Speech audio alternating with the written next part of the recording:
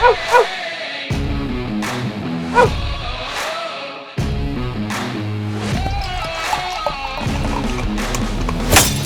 to another edition of Dogger Pass Podcast. This for UFC Vegas 100. Producer Gerald is on the sticks. Cody Saftik is on the line, and we've got a new sponsor in town, Coolbet. It's a book in Canada, so our fans in America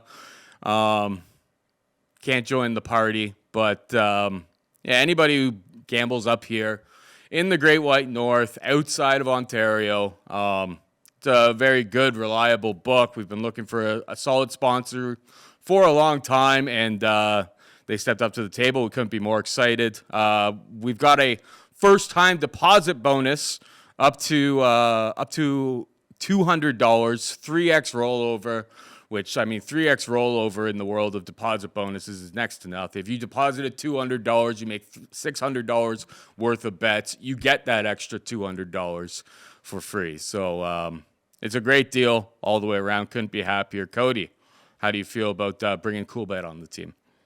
Yeah, you and I have always had this discussion. It's like we want to give our content away for free. We don't want anybody to have to pay for it. It's a free service, and we just enjoy that people come to us for advice or just to listening to the banter back and forth. But the only way these things actually operate and they are free is like someone has to pick up the tab at the end of the day. So Coolbet coming in here as a sponsor, offering up a very nice deal, and allows us to keep doing the show and bringing it for free on YouTube via the Mayo Media Network. So yeah, I'm happy they came on board, and then it coincides perfectly with UFC Fight Night 100. But unlike the pay-per-views that are numbered, they do not care about Fight Night 100, Paul. Let me tell you, this card is awful. Like, I feel bad that the big sponsors coming in, and this is the first one out the get-go, because 12 fight offering, but there's a strong argument that the prelims are actually better than this main card, and I don't know what's going on.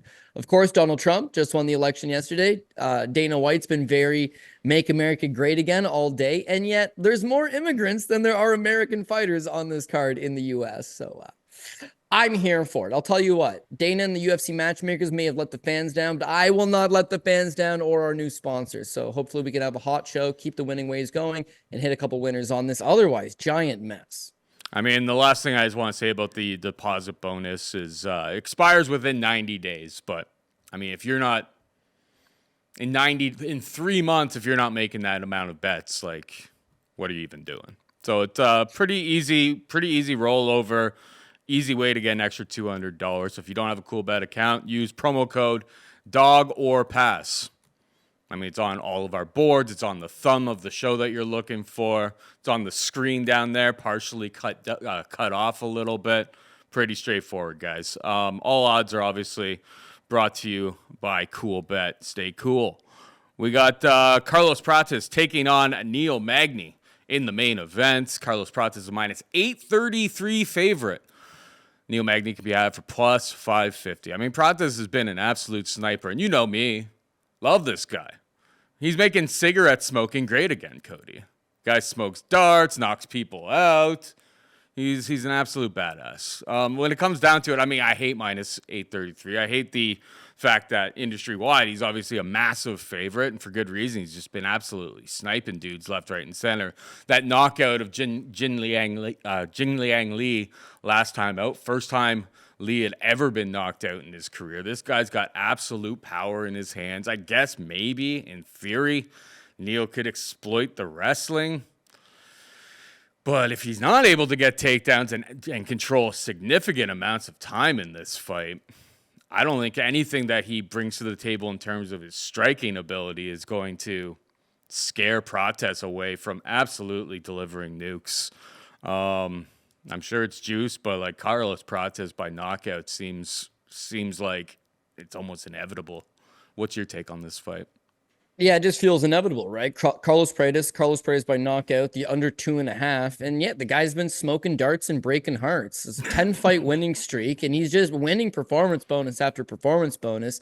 They love him. He's got a very unique style where he's so long, and he's got that long fighter stance, hands low, and then just nukes you with these very precise shots, but people have not generally been able to stand up for them. Neil Magny's only, he's been finished 9 times in his career, but only 3 times by knockout. You can't really say he's a chinny fighter, but one, he's coming off a knockout loss to Michael Morales, and two, the guys that are these big physical, Lorenz Larkin, Santiago Ponzinibbio, I'm going to come forward and I'm going to hit you. Those guys are the guys that have knocked him out. So I would say that Prates probably gets a piece of him. The only thing that I would make a suggestion on here is that the money line is obviously very wide out. So you're either chasing the direct prop of him by knockout or the under 2.5, let's say, or if this thing starts to bank up some rounds and Neil Magny goes off even higher than this because he loses the first 2 rounds, that's where I would pull the shoot, maybe take a live betting spot on Magny. The only reason I say that is just like you mentioned, what does Neil Magny have in this? Maybe he exploits his ground game. Yes, and maybe he exploits his cardio as well. SIGs aside, because every athlete I know that smokes apparently doesn't really catch up to you until you retire. You're 40, 45, 50. That's where you start to feel it. I'm not worried about that. I'm more so worried about that he finishes guys usually so quick that I'm not necessarily sold on his gas tank. And his highlight reel looks good. But you and I mentioned the fact that we talk about it, the Trevin Giles fight. He loses the first round because he doesn't do anything. Second round, he's losing the second round by not doing anything. And then he finally snipes him off. Then he gets Charlie Radtke, who we'll talk about later, is a natural 155er, small little 5'9" guy, shouldn't be there in the cage to begin with. And he hits him with the knee to the body, takes him out early in the first round. Fair. Then he has Jingliang Ling. That's his signature win. That's the only win that he's had in his career to this point that I would rate. But keep in mind, this is a 36-year-old Jingliang Ling who hadn't fought in 2 years and was coming off a major spine injury. So that's his best win, and it's damaged goods. Then Magny's maybe still got something to offer. Magny's fought 5 rounds before. Magny on paper would have a grappling advantage. If he can just find a way to neutralize this guy up the cage, outwork him a little bit. He also fights a long man game. He can just avoid those bombs for the first 2 rounds and drag him into uncharted territory, then that's where he becomes live. Last but not least, Prates has got 6 losses, 4 of them by submission. So, 100% that beating this guy would entail taking him down and submitting him. Neil might be able to do that, and he might have a cardio advantage being at elevation in Colorado. So, he becomes dangerous the longer this fight goes. But I'm agreeing Prates is the favorite. I'm agreeing Prates probably wins. But at minus 800, now you got to wonder, well, what could go wrong? And that's what could go wrong, is this thing goes beyond 2 rounds and he tires out. So outside of that, I got Prates in the main event. We move on to the co-main event. We got Reiner de Ridder taking on Gerald Meerschaert. Minus 278 for de Ridder, plus 230 for Meerschaert. Who you got here? Yeah, so this is a good fight when you look at the fact that Reiner de Ridder a little bit older, but back in the day, there was these little hidden gem guys that fought elsewhere in the world, didn't fight in the UFC, but were good enough to fight there. Whether it be Mohamed Khalidov, who used to fight for KSW, or Bibiano Fernandez, who fought for one championship.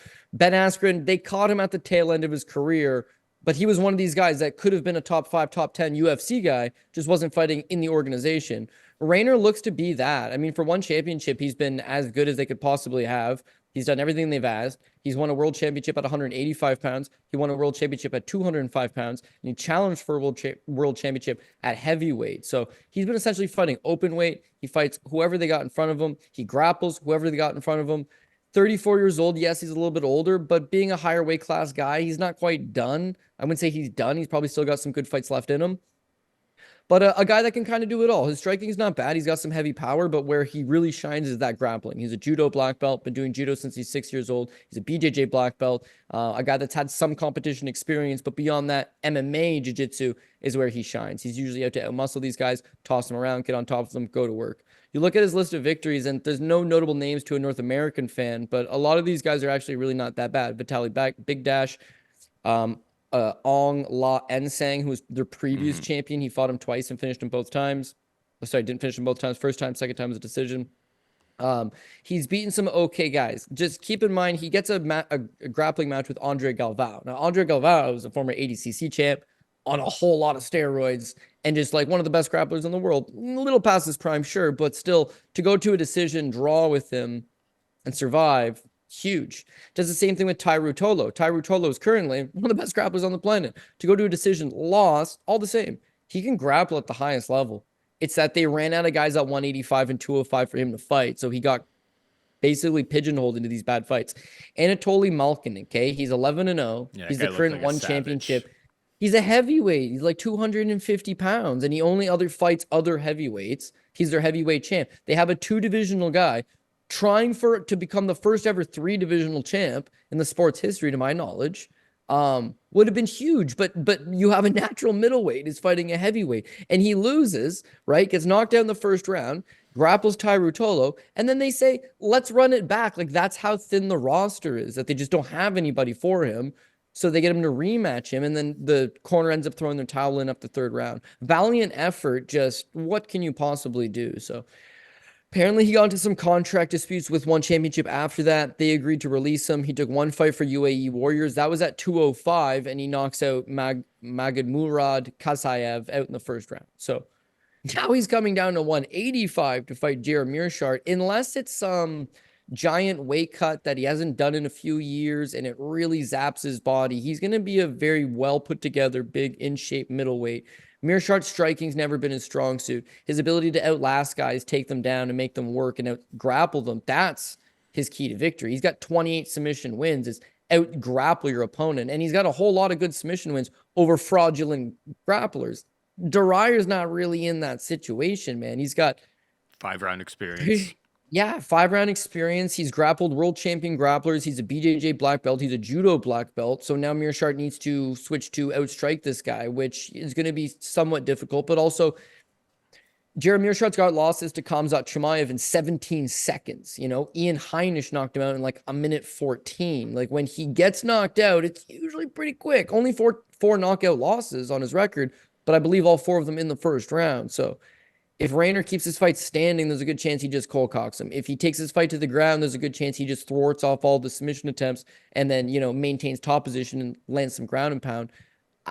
It's, you know, it's always your UFC debut and it's different, but they're in the apex. This guy's fought in front of giant crowds and stadiums over in Southeast Asia.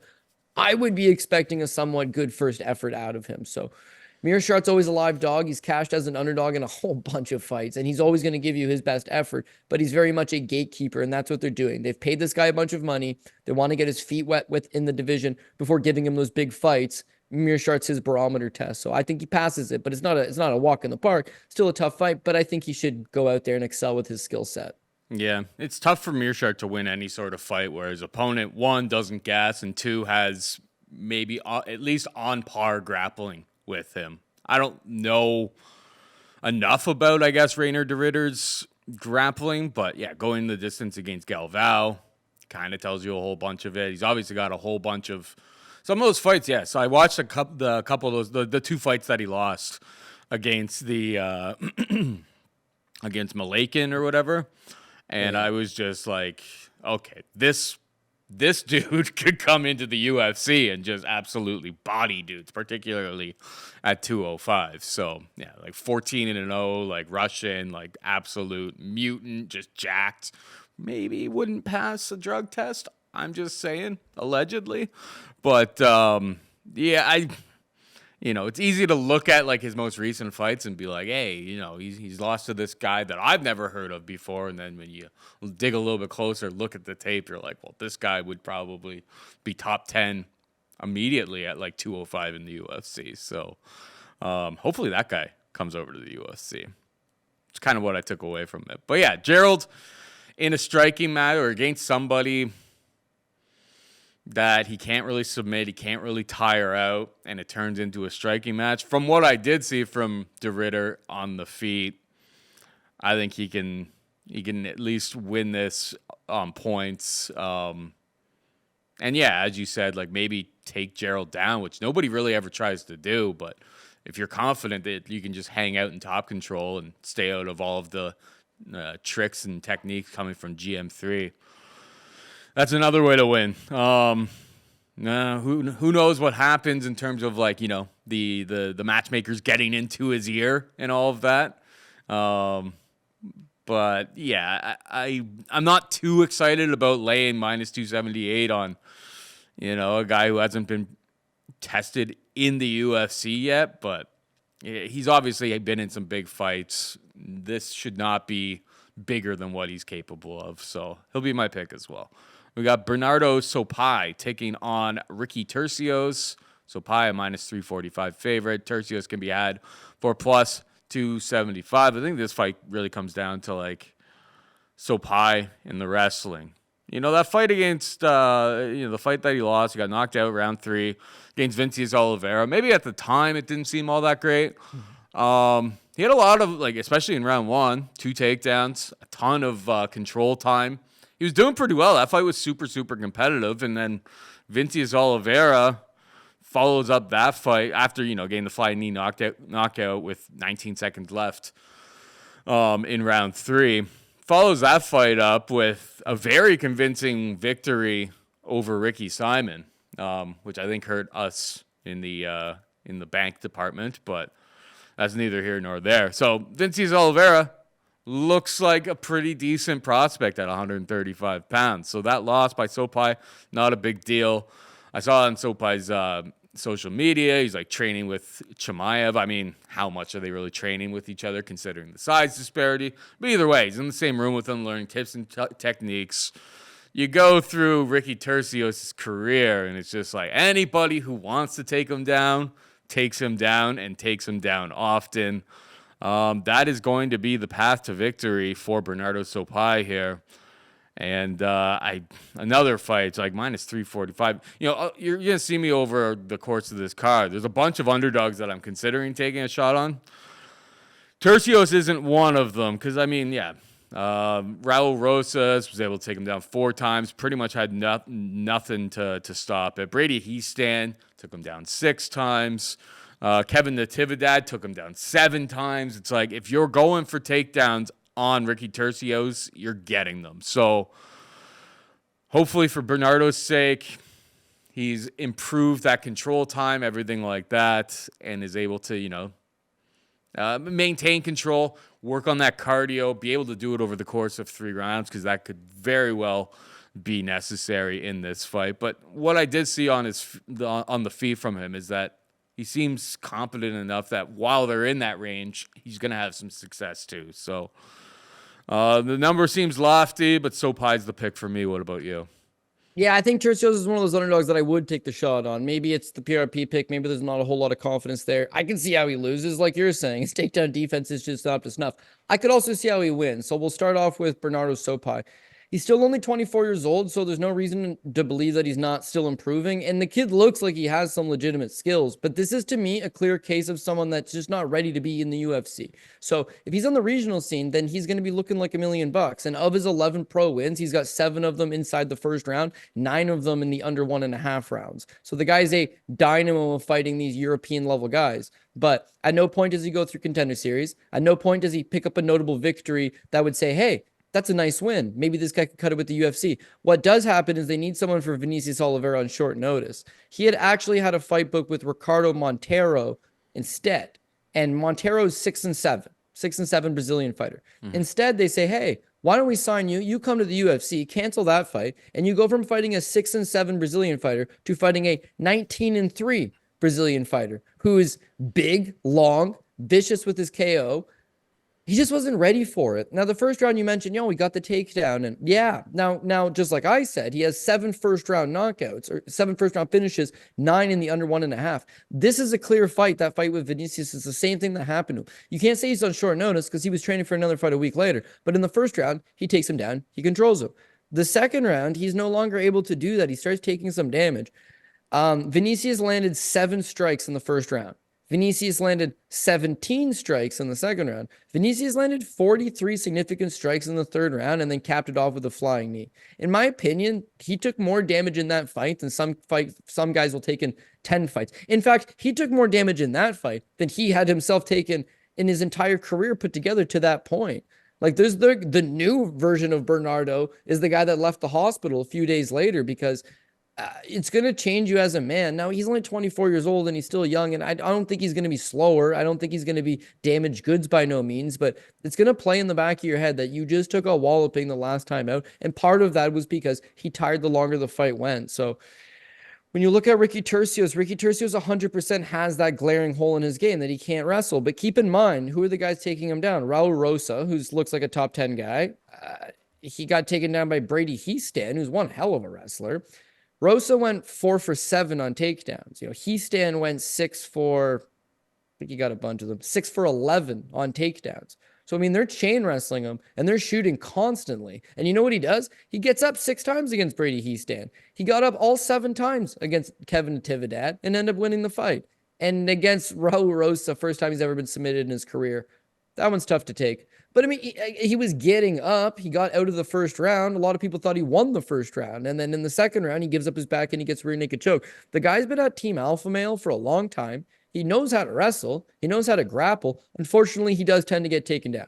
But his ability to get back up is going to wear on Sopaj. I'm not fully convinced that Bernardo's got a deep gas tank. So having to chain wrestle, take this guy down, he gets back up, take him back down, that's going to wear on you. Turcios has got a hell of a chin. He's already fought 3 better fighters than Sopaj, and Raul Rosa, Ayman Zahabi, and Brady Heastan. Again, I've got experience. I've got the perceived cardio edge. I got to have my get-up game on point, and I just got to constantly make Sopaj work. And then if I can do that, Ricky's landed 110 significant strikes against Boston Salmon. He landed 100 significant strikes against Brady Heastan and a knockdown, despite getting taken down 6 times. He landed 68 significant strikes on Kevin Natividad, despite giving up 7 takedowns. I would say he might be able to just outwork Sopaj, tire him out, keep this fight real greasy. Ricky's 2 UFC wins are both by split decision, and I'm not doubting that this one will also be a split decision. But the judges of the Apex seem to value damage, and Sopaj's takedowns, especially early, might not outweigh Ricky just kind of outworking him a little bit, getting back up, landing those short little elbows in the clinch when you're getting taken down, landing punches off your back, getting back up. Sometimes the guy that's just wrestling the whole time is just not going to get it done. So Sopaj looked like a very talented but very green, raw fighter, whereas Ricky's been on the Ultimate Fighter. This is his 5th fight in the UFC. He's 31 years old. He's just got more going in his way for the number. So I can't get behind Bernardo Sopaj at minus 330. Therefore, it's just an automatic dog pass pick for myself, and that's going to be Ricky Turcios. All right. We move on. We've got Gillian Robertson taking on Luana Pinheiro. Gillian Robertson, a minus 400 favorite. Luana Pinheiro can be have plus 315. I mean, you go through Pinheiro's UFC run here, and the big red flags for her.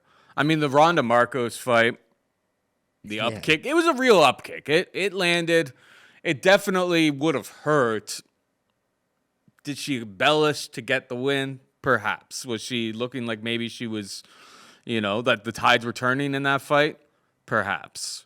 The bigger red flags for me, was, Angela Hill's a very, well-seasoned veteran at this point in her career, of course. But, getting guillotined and getting taken down twice by Angela Hill. Now you follow that up with a fight like this against Gillian Robertson, that her entire game plan is going to be like strike just enough to get inside, get on the hips, and then her top control and submission skills are, maybe not super, super elite, but like top 10 in the division. She has a good team behind her, everything like that. You know me, I'm always trying to enact the CF Dot model. I have no intentions of betting Luana Pinheiro.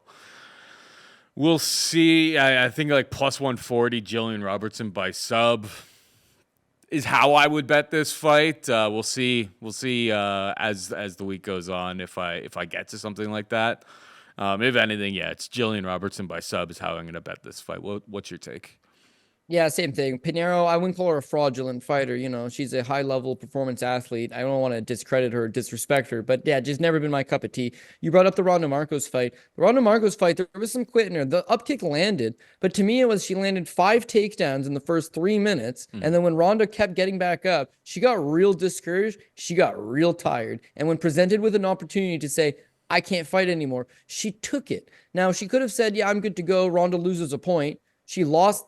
She won the first round to that point. It would have just ended. It was like 50 seconds left in the first. And that becomes a 10-7 round or a 10-8 round. Win it, plus the point deduction. At best, Ronda has to win the second and the third round to get a draw. In this case, it's like she took the way out. Then you go to her fight with Michelle Waterson. She's taking on an undersized Michelle Waterson. She goes 0 for 5 in takedowns against Waterson. Squeaked out a split decision where she got outstruck and taken down, but she went 0 for 5. Then her fight with Amanda Hebus, she goes 1 for 6, and her fight with Angela Hill, 1 for 7. So that wrestling that she may have shown in that Ronda Marcos fight, it's not there, man. She's struggling mightily to get these people down, and it's not the division's best grapplers. Hebus is a striker. Angela Hill's a striker. Michelle Waterson the karate hottie, probably prefers to strike at this stage. She's just not having the success. Meanwhile, they're the ones that are taking her down. Waterson takes her down. Angela Hill took her down twice and submitted her. First person that Angela Hill has ever submitted. Sorry, that's a lie. I think she's got one other one. But you know what I'm saying. Hill is a long-time decision machine who feels most comfortable with her Muay Thai, and yet she's able to take her down and submit her. So, yeah, it's not the greatest look going, considering that Gillian Robertson's got high ring IQ and that she knows where she fights best, and that's getting on top. And I blew. I got to do a shoey bet. I lost that Jasmine Jasudavicius fight last week. I was right and I was wrong. I was right that Lipski had way better striking. It's just the difference on the ground was astronomical. Once you see these bigger, savage, I want the finish type fighters going for it, the ground is where you win these fights. And in Jazz's case, she's losing the striking. Sure, the second these fights hit the ground, it was like, oh my God, what did I miss here?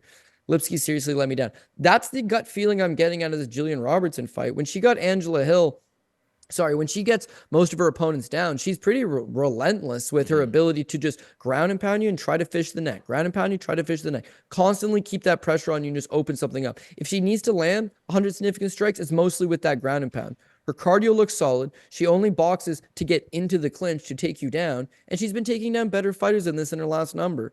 When I look at Pinheiro versus Angela Hill, the 2 takedowns surrendered there, the getting submitted, certainly a bad look. But when you look at the physical stature of both women, Pinheiro is 5'2" and very much probably 105 if it was an option, whereas Gillian Robertson's 5'5", and really didn't sound like much, but a 3-inch height advantage. Overall, just a bigger fighter, someone that could fight at 125, fights highly aggressive, and just like Jasmine Jasudavicius, the only 2 Canadians that are really holding it down for our entire country in mixed martial arts right now, Paul. So I got to hope that she can continue her winning ways and establish herself. She started out, look at her record, she's 9-7 until her last 5 fights, where she's 4-1, only lost to Tabitha Ricci in a competitive fight against a good fighter. So, yeah, I think Gillian Robertson rolls here. I would love the CF dot model myself, but -400 favorite seems pretty accurate for Robertson.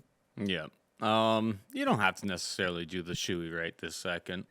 It's a tall boy, so I'm gonna sip on it a little bit and then do the shoey. But a bet's a bet. Oh no, I'm just gonna drink it to a regular size can. I was thinking more along the lines of like maybe we'll find a bet and like I want to get to a situation where like we have like a 6-pack Savtic. I want to run up a tab on you.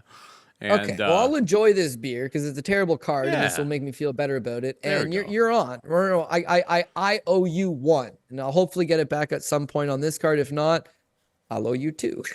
Yeah, 1 shoey is like kind of boring these days. It's like people want to see you like struggling to get through the back half of the card. I think that's the level we should maybe consider taking this thing to. Does our new sponsor want to see that? Because I'm all for it. Let me tell you, I'm all for it. Back before we started getting paid for these shows, we used to do it all the time, and it was a good time. But yeah, times have changed. Right? Apparently, people over there at CoolBet watch our shows. They watch Mayo Media Network, and they've watched our shows for quite some time. Obviously, Canadian Sportsbook, and they've seen us on Fight Network, which is where some of our viewers right now are watching, and where Cody, when he's not here, where he's working, or he's not here, he's not at the barn, he's working there.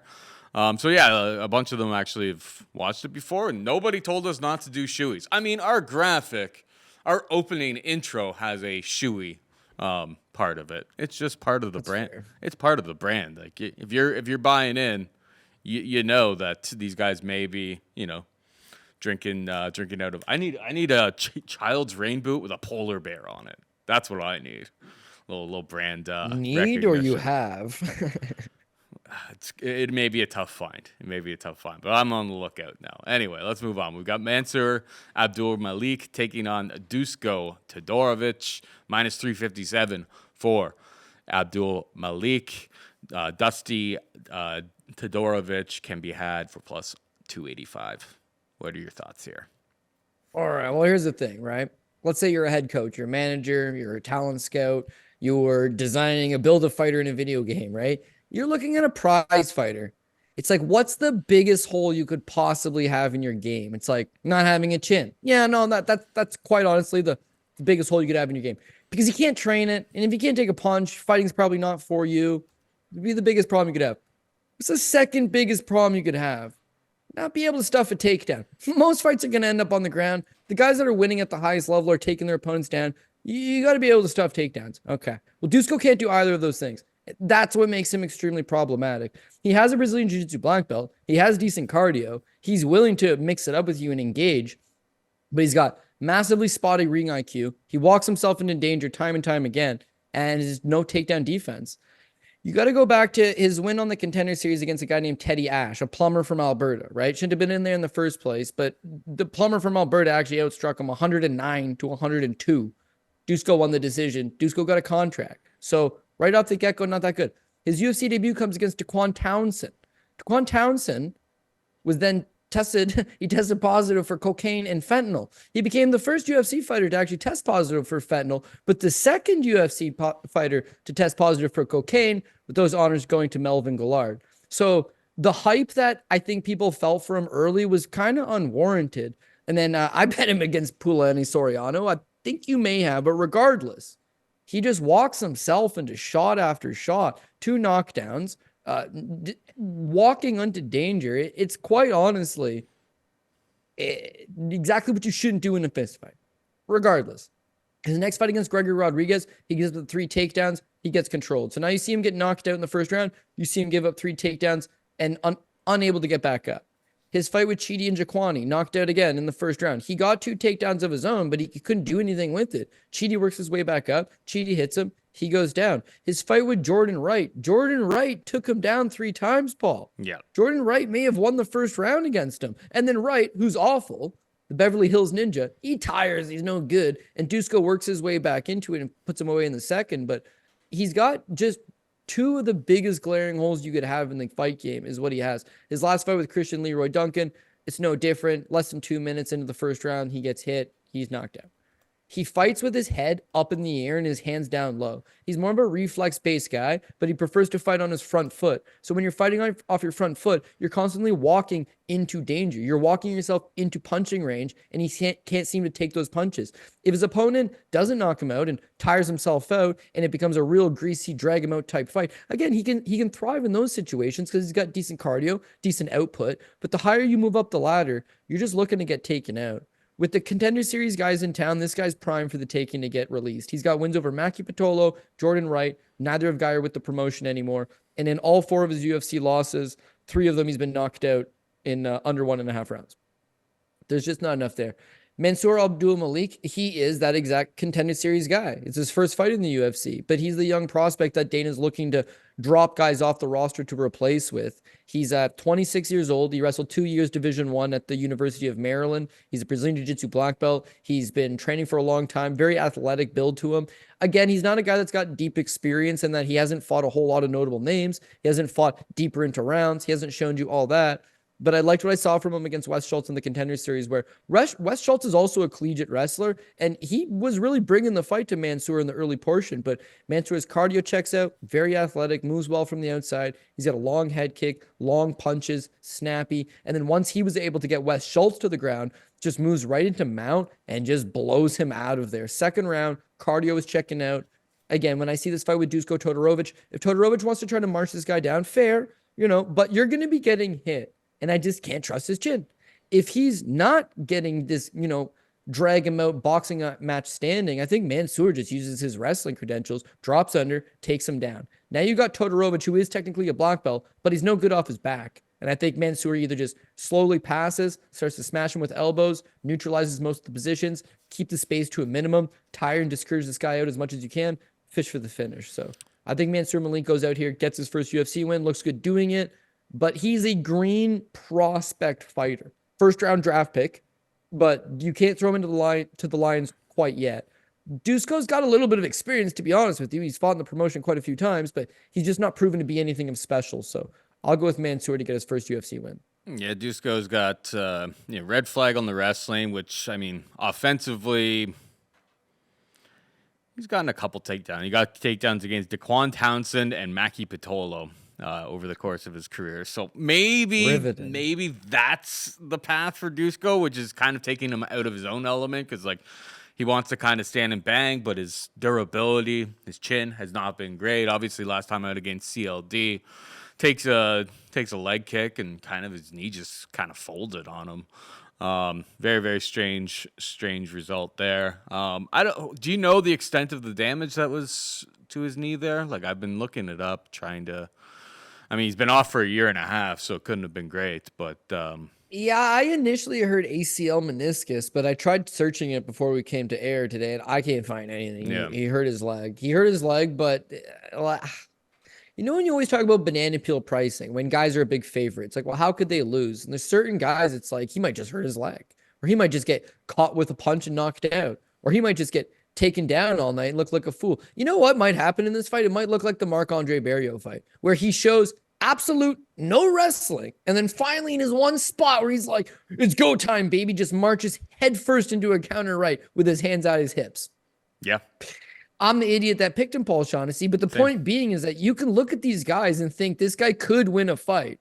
It's up to him to actually make the right decisions, and clearly Marc-Andre Barrios, not a good decision maker. I get that impression out of Dusko too. I don't think he's a great decision maker. He's probably not chin knee as much as he leaves himself open for these beautiful punches or putting them out. So there's just too many red flags for me to get behind him as an underdog when there's some better looking ones later on in the show. Yeah. All right. Well, we'll see if this next one is a better looking one. It's a little bit ugly. We got Denise Gomes taking on Karolina Kowalkiewicz, minus 526 for Denise Gomes. Karolina can be had for plus 390 at Cool Bet. Considering it, Cody. It is CF dot model, but I got Gomes personally. So here's like why I'm considering. I mean, Denise doesn't necessarily have wrestling. Her takedown defense has been very, very spot. I mean, Mora, very, very solid wrestler. Angela Hill took her down 5 times though. And I know Angela Hill's been working on all of that part of her game, but it's still a bit of a red flag. She's got power in her hands. Obviously, she knocked out Yasmin, but we've seen Yasmin get knocked out since then. And she may be like one of those few Mexicans that doesn't really follow our model on that. She can get knocked out for sure. Loma took her down 4 times. I just think that there's potentially a world. I know Karolina's wrestling has never been historically great. Is there a world where maybe she can get a little bit of like cage control? Maybe she can get the odd takedown, hold position from top position a little bit. I think Gomes is stronger. She hits a lot harder. All of that, don't get me wrong. But, I mean, at minus 526, that's 100% already priced into it. I just think she's got some holes in their game at this point. Obviously, Karolina is definitely long in the tooth at this point.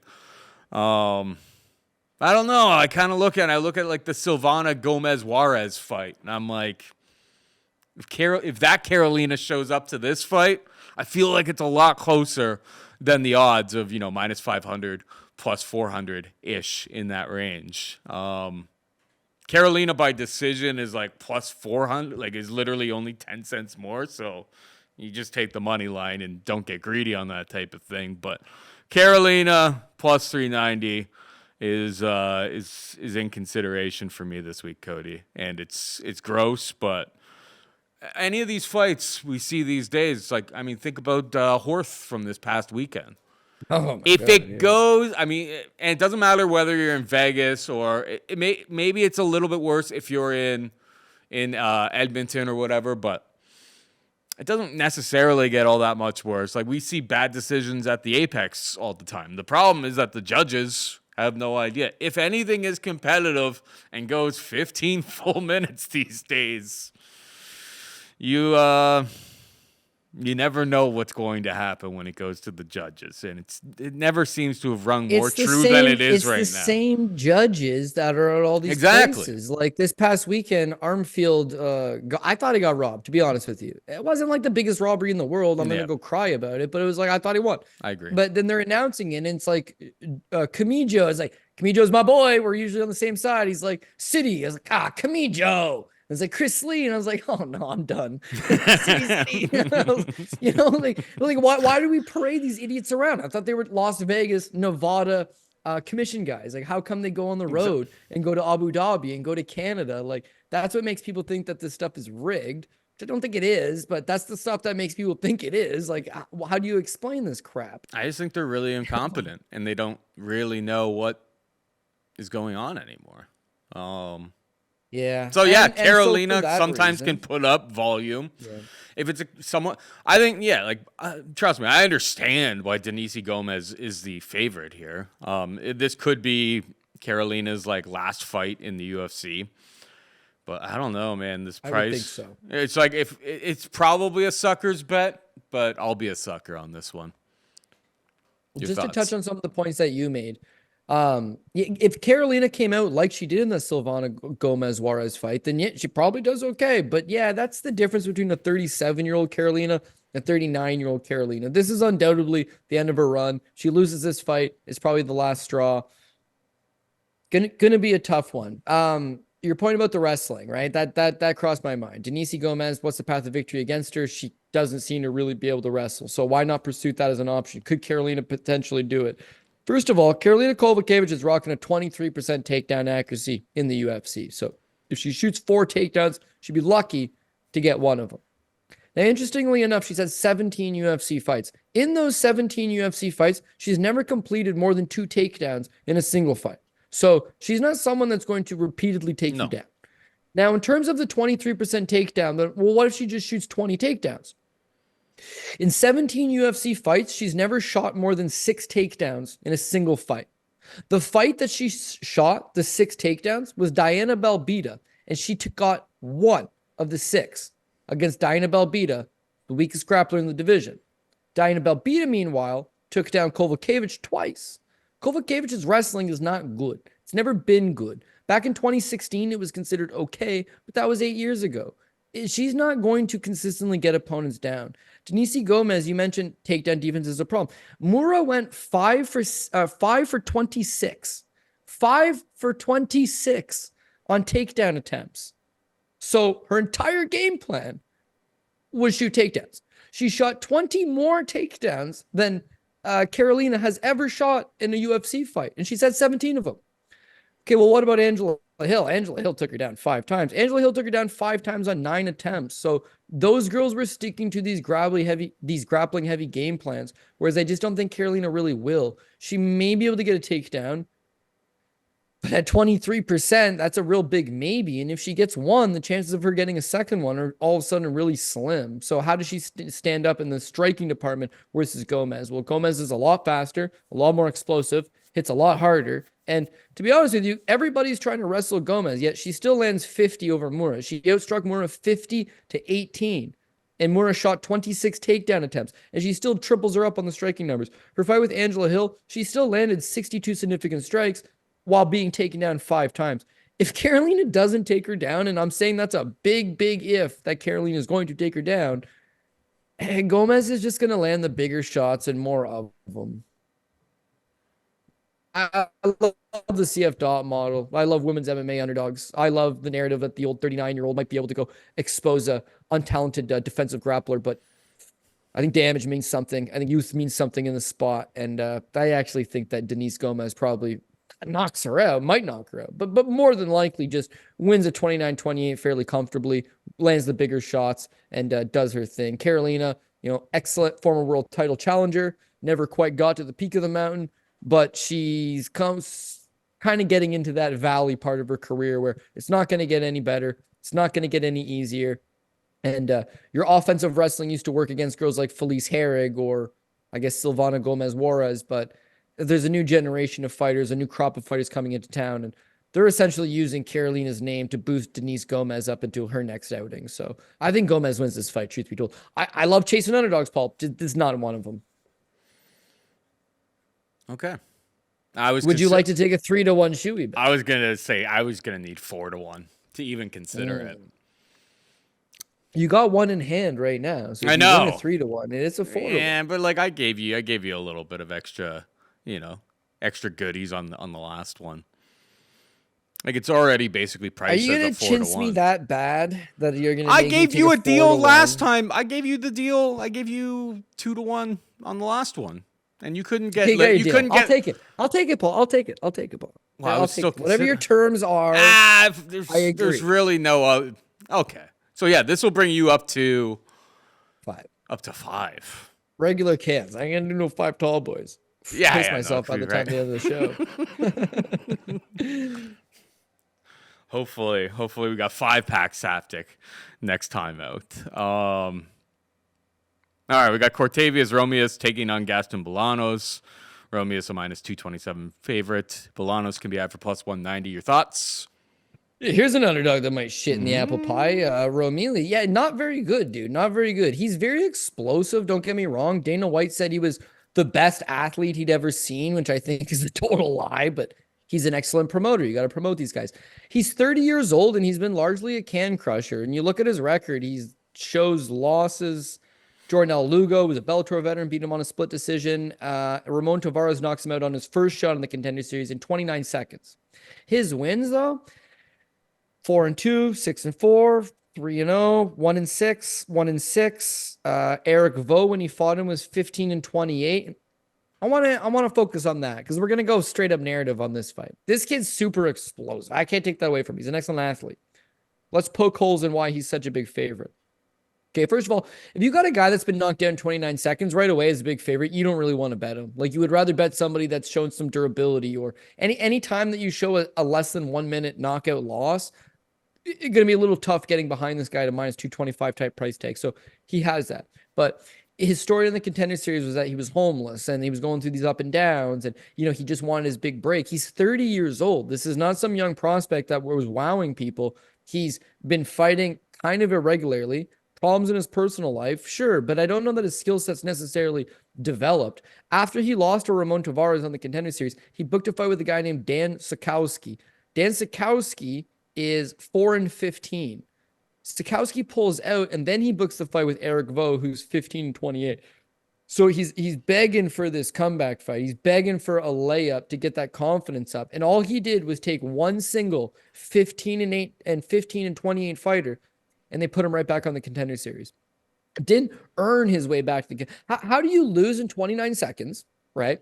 Then you take one fight on the regional scene against a 15-28 guy, and then you get invited back to the Contender Series? What happened to hard work and merit and getting your way back there?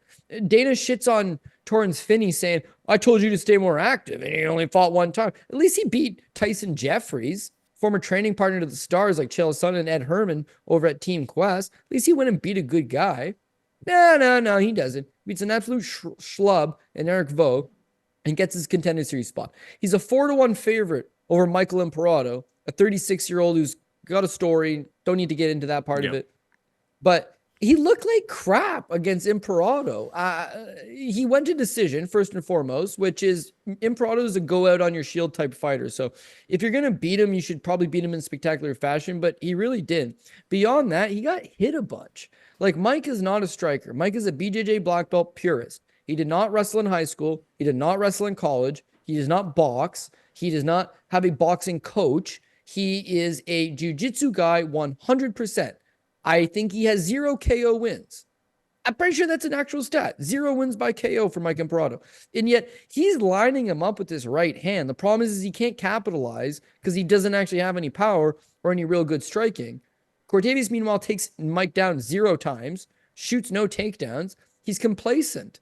He rocks Mike with a body kick in the first round. Like, Mike half falls to the floor from this body kick. He doesn't finish him. And then the second and the third round, he just lets him off.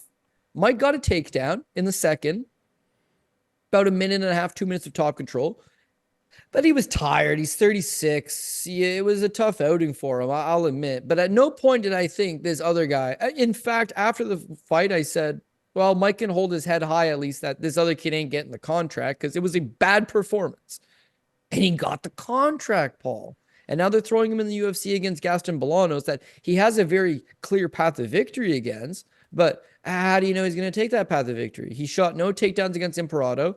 He showed no real power in his hands. He showed no real killer instinct. He did show that he's a defensive liability with his hands. He's very hittable. And in his first Contender Series fight, he got knocked out in 29 seconds. Now he's taking on Gaston Bolanos, a multiple-time world champion in kickboxing, who's very credited in Muay Thai. He's got 3 wins by spinning back elbow in lion fights alone. The guy cannot really wrestle, but boy, oh boy, can he crack. And yes, he's coming off a knockout loss to Marcus McGee. Marcus, my boy. Marcus McGee can hang with a lot of good guys. I will not fault him for losing that fight. How I see him matching up in this one against Cortavious is that he's going to be live the entire time that he could land something. Cortavious' path of victory is wrestle, but we don't know that he's going to necessarily pursue that. I don't think he's got the highest ring IQ. And if this fight gets to a second, third, again, he's going to be caught playing with his food for a little bit. Anytime he wants to take him down, he's going to have to step in. Anytime he steps in, those elbows are going to be live to land.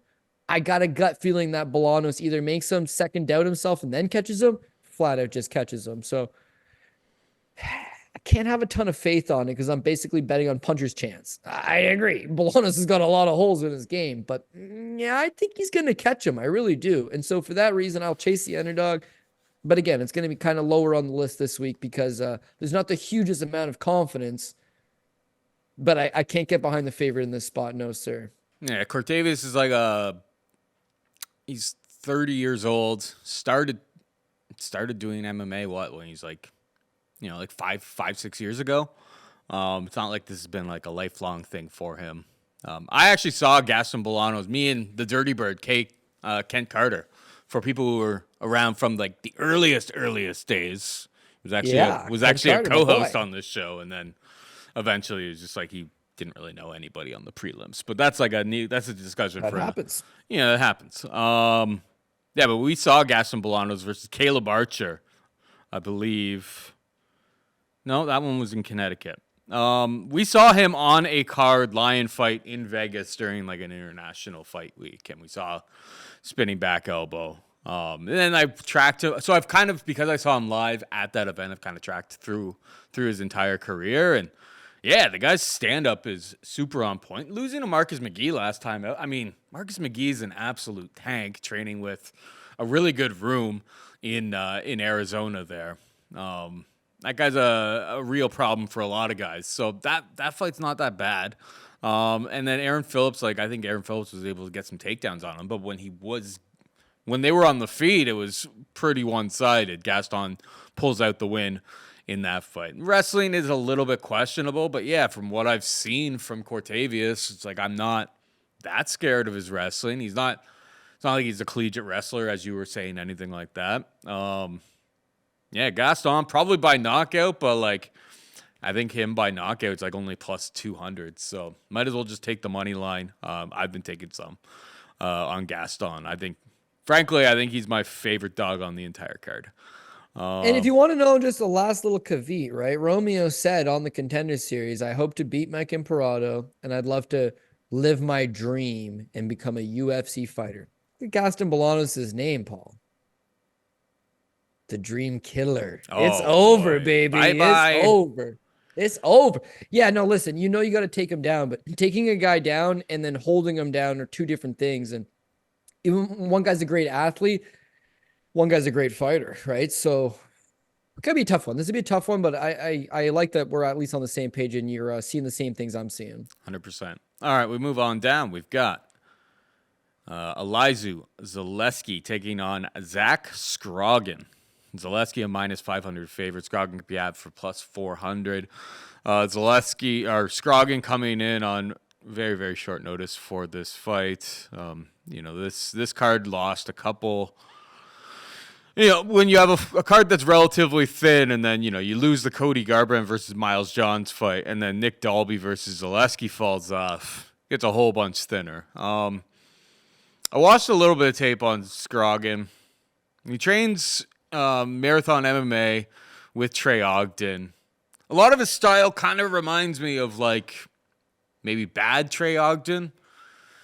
His body kicks, his leg kicks looked a little bit forced, kind of telegraphed. He's pretty good if he can get a hold of you, get you to the ground. He's a huge frame. He's 6'3.5", big body for 175 pounds. He's gonna have a lot of size on Elizeu Zaleski, but not many people go out there and just take down Zaleski. And I think on the feet, Scroggin's never been beaten.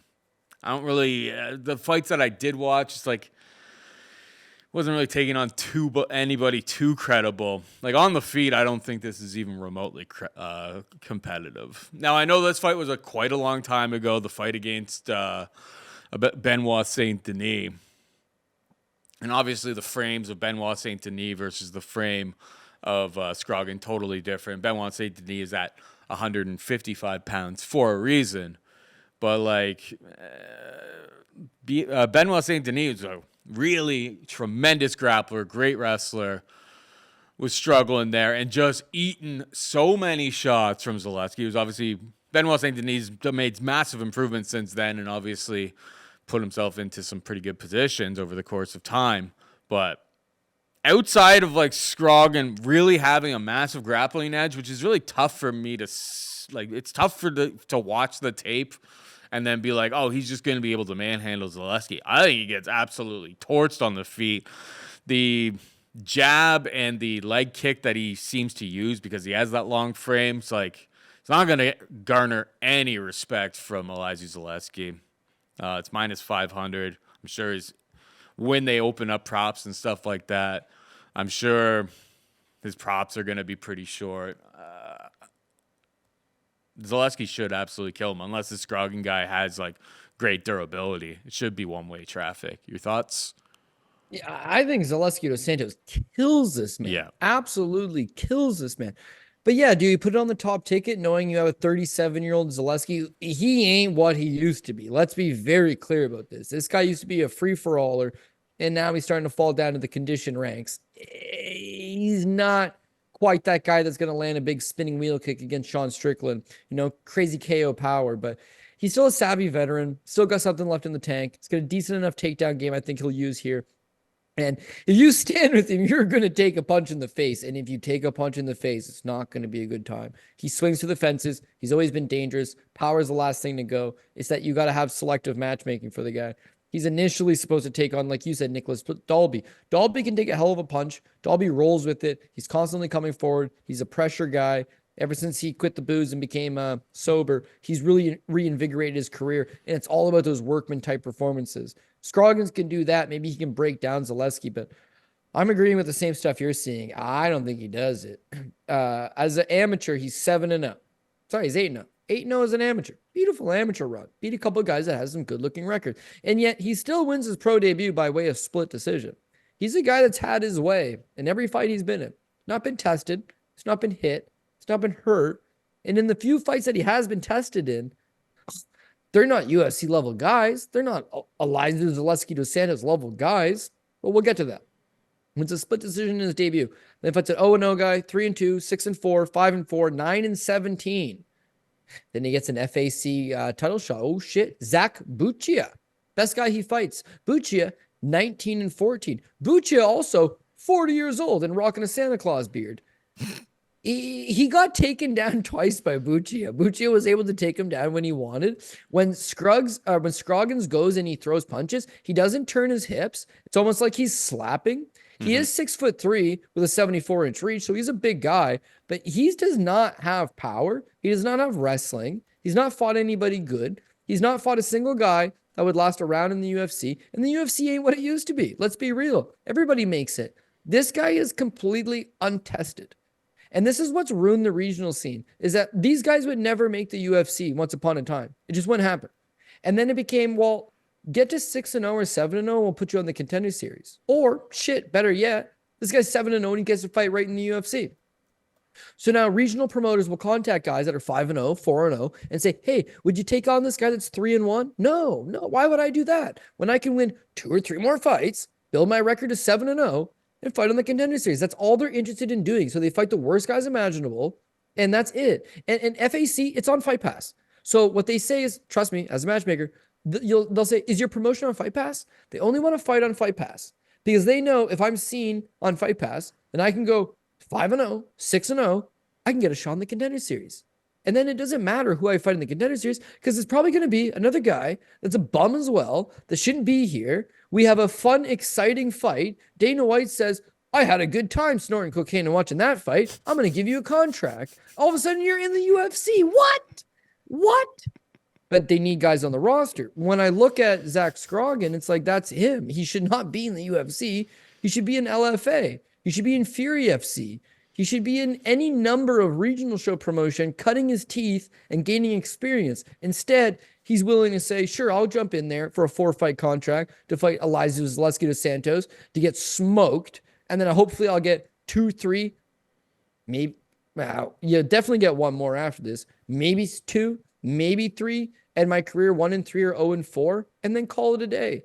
He's 28. He's not some great prospect. For 6'3", he has no idea how to use his range. He is a dead man walking. Other than, it is MMA. Anything can happen. When I look at Zaleski, you talked about his power. The guy's got killer good power. Let's just focus on the last 2 fights. Him versus Rinat Fakhretdinov. He gets taken down and rocked in the first, gets knocked down. Second round, loses. He's down 2 rounds. In the third round, he kicks the absolute crap out of Rinat Fakhretdinov and gets a 10-8 round. That's why that fight's a draw. His next fight's against Randy Brown. It's not a great outing from him, but Randy Brown's way better than Scroggin's, A. Randy Brown is also 6'3", which Scroggins is. So he's fighting back-to-back opponents with that length. And that's why he took down Randy Brown 4 times. He doesn't show a single fight in the UFC where he's taken down his opponent more than 2 times. Mostly just once. Only one other time he took a guy down twice, and it was Alexei Konchenko. Against Randy Brown, he took him down 4 times. Now, why is that? Well, that's because he was having trouble with the length and the reach, so he got on the inside. Randy Brown has a 78-inch reach. Scroggin has a 73.5-inch reach. So he's not going to have to worry about quite as much reach. You know he can get on the inside. And the fact that he can take down Randy Brown, who's a pretty decent grappler, he's 100% taking down Scroggin, who just got taken down by Zach Bucci in his last fight twice. Mm-hmm. This is an absolute rout of epic proportions. But again, it's like you got to watch and see this thing materialize. When I look at Carlos Prates, there's some worries that maybe Neil Magny gets out of those first 2 rounds. Bernardo Sopaj is a 3.5-1 favorite. It's like I see him losing that fight on a personal level. You mentioned a Karolina versus a Denise Gomes. It's probably just a little too wide out. Cortavious Romious at minus 330, minus that range, minus 220, sorry, just feels a little bit off. Dos Santos would be one of those I'm willing to pay this price. Similar to Gillian Robertson. I think it's lined pretty accurately, but at some point it'll continue to build and you'll run into banana peel pricing at some point. But if I know I got the striking advantage, the experience advantage, the cardio advantage, the wrestling advantage, the only thing I'm giving up is age and youth and athleticism. No, I'm not even giving up athleticism. You've seen this guy move. He's so stiff and rigid. Zaleski dos Santos is a beautiful soaring bald eagle, but I'll bite a 37-year-old one that's had 40 pro fights. So he's a little bit slower than he used to be. But the guy is a natural athlete. Capoeira. Seems like you watched fights as well. You don't think too much of Scroggin. I'm completely agreeing. It's that one guy is a journeyman on a 2-fight losing streak. You can't expect the world for him. But yeah, I think this is a very winnable fight. The UFC is doing him a favor. This goes from being the co-main event to they were just like, just throw it on somewhere on the card. Nobody cares. Because it's a free win for him, I hope. And I'll be betting it. Yeah, like all I really saw was size and maybe the possibility that Scroggin could take him down, control him. But it's like Rinat Fakhretdinov had a majority decision win. Against Elizeu Zaleski dos Santos. Fakhretdinov's a much better wrestler. Very, very solid all the way around. Like in terms of his grappling game, it's like he's a lot more proven, I'll tell you that much. He was only able to take down Zaleski once. Abubakar only able to take him down once. BSD was able to take him down twice, but also 149 significant strikes. Almost died. In that fight, almost died, but we learned about Benoit Saint Denis being an absolute mutant and incredibly durable. Probably not great for his health long term, but we learned a lot about him in that matchup. So a tall task on short notice. I think it's a murder scene. We got Charlie Radtke taking on Matthew Semi the Jedi Semelsberger. Radtke minus 161 favorite. Semelsberger plus 135. Your thoughts? Yeah, listen, it's a coin flip fight to me personally. So if you want to go by that standard, maybe you would take Semelsberger on a dogger pass. But I do think Radtke actually does win. I'd like to see the line a little bit closer than minus 160. but all the same, I do agree. When I look at Semelsberger, he's a big body, but the guy can't wrestle. He can't wrestle at all. And he's very inconsistent. He'll put up a good fight, bad fight, good fight, bad fight. He's starting to just throw up a whole lot more bad fights. You go back to you and I had a little side bet versus him versus AJ Fletcher. Fletcher's a former football player, very, very, very green, less than 10 pro fights, UFC, I think it was a second fight, maybe debut, and he was a big underdog. And you thought that AJ Fletcher, as a very green, unknown commodity, could come into the UFC and beat Semelsberger. I disagreed. You damn near won, dude. You damn near won. And Semelsberger gives up 4 takedowns to the guy, right? Fletcher takes him down when he wants. The difference was Fletcher tired, Semelsberger a little more in the gas tank, he ended up winning. The 4 takedowns is worrisome. 3 fights ago, he takes on Jeremiah Wells. He rocks Jeremiah Wells twice, 2 clean knockdowns. Wells is on skates. Wells is half concussed. Wells is wobbly, and he's got no legs under him. And Wells still takes him down 6 times. It was like a get out of jail free card. Like, oh, Wells is done. Jail out of free card. Take him down, hold him down, positionally grind him. Let's make an excuse. Wow, Wells is short, stocky, very strong, very muscular. Renzo Gracie black belt. Let's give him the pass. The next fight with Uros Medic. Semelsberger is known for cardio. He can push a bit of a pace. Against Medic, he flat gasses. Now, again, just like Wells, he hurts Medic. He knocks Medic down. The fight is going his way. And then it's like, pull the shoot. He completely gasses. Medic starts putting a beating on him. Medic takes him down. And then Medic puts him away with a spinning back fist. Was a spinning back elbow. I think the elbow hit more than the fist, but regardless, it's like, oh, damn, you got into a gunfight with Uros Medic and got knocked out. Then in his last fight with Preston Parsons, that's the biggest concern. Mm-hmm. He gives up 7 takedowns, Paul, and it's like 7 of 11. So I guess it's not so bad, but I mean, my God, whenever Parsons wanted to take him down, he did. And it's the same thing that Wells did. And Medic capitalized on the fact that this guy's cardio is really not as good as you think, and his chin's really not that good. He fights with his head way up in the air. He wants to box you up, and he's a confidence-based guy. If you're hurt, if you're tired, if you're showing bad body language, he'll pick up on that, and he'll keep going. If you're having your way and you're taking him down, you're demoralizing him, his game just falls right apart. So now he's 1-4 in his last 5 fights. It's a bad run. The 1 win, Jake Matthews, he looked incredible. But the 4 losses, he's looked like a giant problematic concern. Charles Radtke, meanwhile, he's way smaller. Like, he's 5'9". He should have fought at 155. As of 3 years ago, he was 3-3, and then he hits this little run, and he's been able to sign with the UFC. And his fight with Blood Diamond, Mike Mathetha, he went 1 for 7 on takedowns. Ugh. But he did have 9 minutes of control time up against the cage. His fight with Gilbert Urbina, his boxing looked okay. And then they throw him in there with Carlos Prates his last time out. You never like to see a guy get finished with a knee to the body, unless it's a sequence. Like, I got head kicked, I got left hooked, I got knee to the body, I crumpled down. Yeah, I get that. To just like one single, the guy steps in and hits you with a knee to the body and you crumple over. It's, yeah, you don't love it. But maybe it's a one-off. I don't know. Semelsberger's not really a body puncher. He is a hunt for your head kind of guy. I can see Radtke getting caught, but I can see Radtke shooting in. Radtke, you don't see it on his MMA record, but right prior to that last fight with Carlos Prates, he had grappled against Eric Anders, right? And Eric Anders is all of like 210 pounds in this match. And Radtke's a guy that fights at 170, a weight class or 2 below. He's got the frame of a 55. He's way smaller than Anders. He actually takes Anders down early in that match, has a lot of success, shows off some good grappling, gasses from grappling the larger man, and then in overtime, Anders took him down, and that's the end. It's that first score wins, the takedown's the score, Anders wins. But Charlie Radtke really much is a dog on a bone. Physically, he is good in the clinch. He may be able to pursue takedowns. If he doesn't get them, he'll pin you up against the cage. When people booed him in the Blood Diamond fight, they're like, man, why would you not stand and bang with Blood Diamond? It's the only reason we brought you into this fight. It's the only reason Blood Diamond's on the roster. But he's smart enough to realize path of easiest.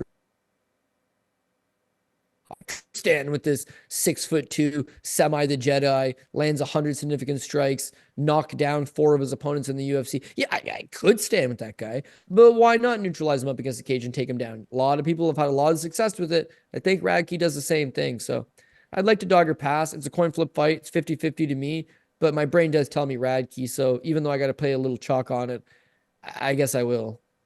Yeah, I'm with you on that. It's like it's tough to pull the trigger on Semelsberger at this point, particularly like against Euros Medic getting knocked out. It was a sick spinning back elbow. Don't get It me was wrong, sweet. He was gassed.